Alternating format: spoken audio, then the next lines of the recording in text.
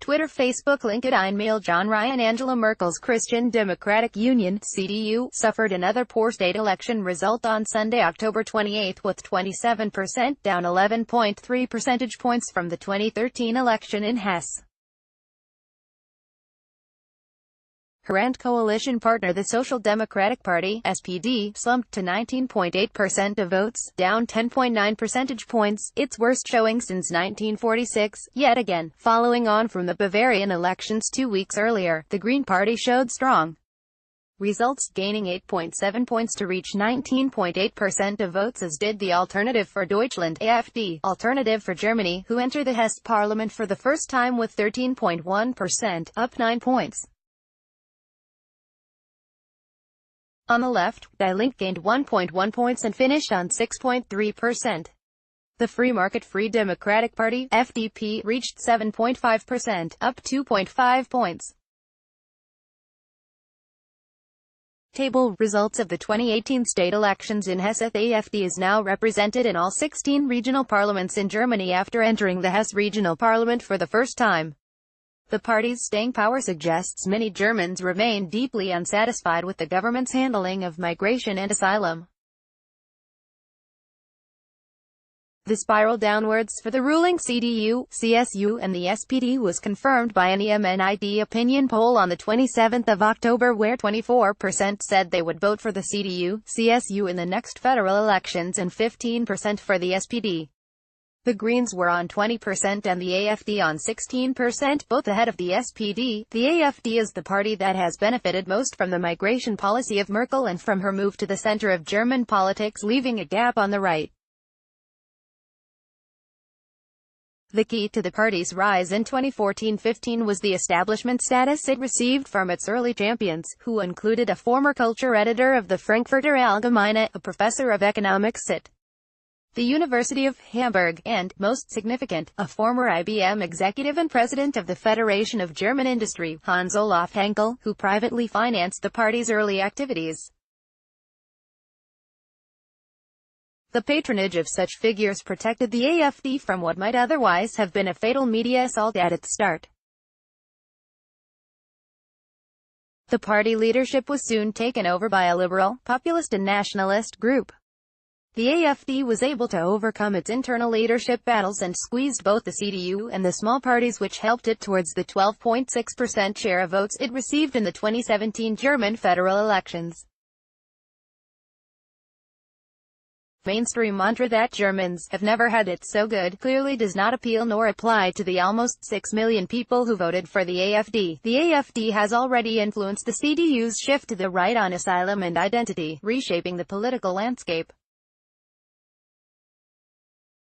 Migration, refugees, Islam and security are set to stay on the agenda. A weaker government will face increased pressure from an opposition with a parliamentary voice and a readiness to change the culture of debate.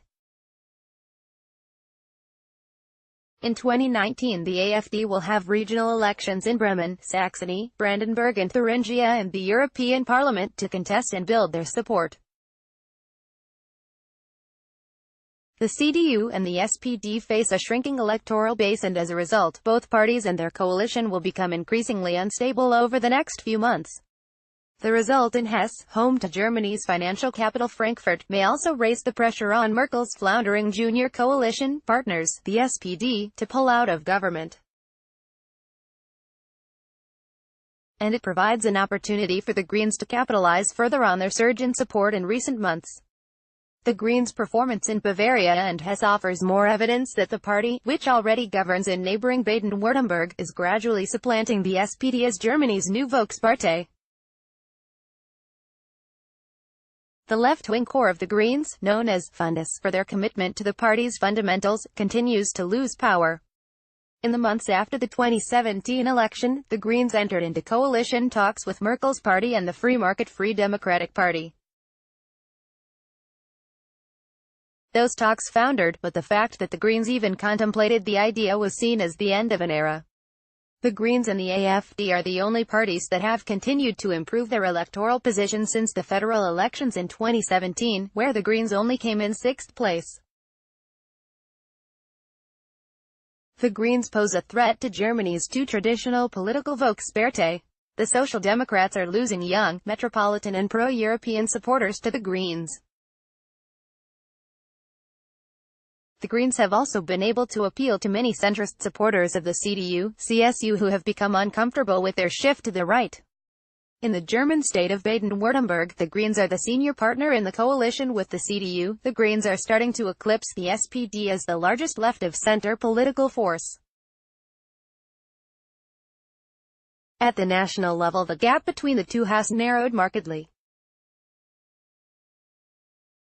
According to Katharina Schulz, co-leader of the Bavarian Green Party and other Green leaders, the party has benefited from making a contrarian political bet, while rival parties on the left and right echo popular concerns about migration and national identity. The Greens remain firm advocates of open borders, help for refugees and deeper European integration. The SPD just about survived being overtaken by the Greens in Hesse, but there will be questions regarding party leader Andrea Nahles. In Hesse, the SPD recorded its worst showing since 1946, and in Bavaria they suffered their worst-ever result by losing over half their support. Some national polls show the SPD trailing the Greens and the AfD. Nahles may come under pressure to step down. In the most extreme case, such a result could shock the SPD into leaving Merkel's coalition, which would almost certainly trigger new elections.